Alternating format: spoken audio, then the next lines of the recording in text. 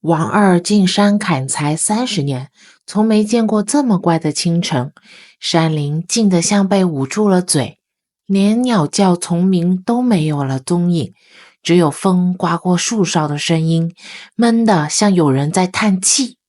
他裹了裹补丁棉袄，拽紧腰间的柴刀，心里犯嘀咕：这鬼天气，怕是要下大雨了。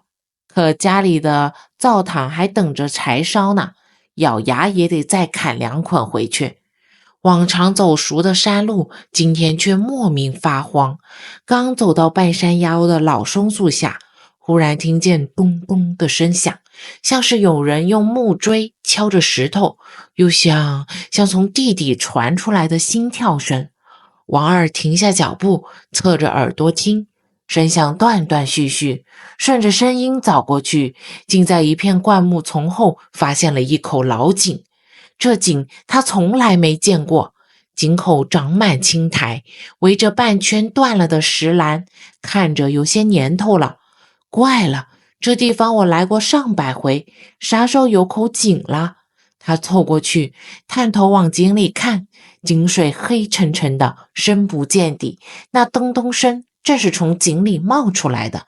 王二心里发毛，正想转身走，井里忽然咕嘟冒上来一个水泡，紧接着竟飘出一缕白气，那白气不往上飘，反倒像是有灵性似的，绕着他的脚腕转了一圈。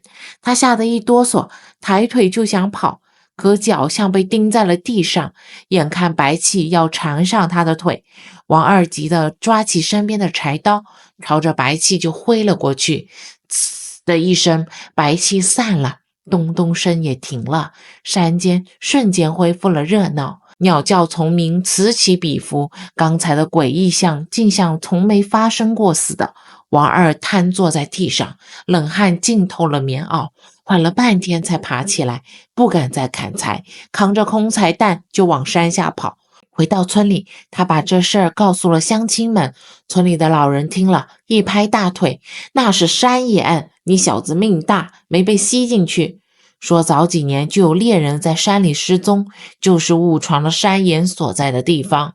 从那以后，王二再也不敢去半山腰砍柴。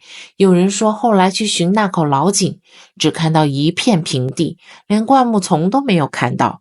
山里的离奇事就像那口突然出现的老井，来了又走，只留下一段让人警醒的传说。好啦，我的故事分享到这里，点个关注，我们下期再会。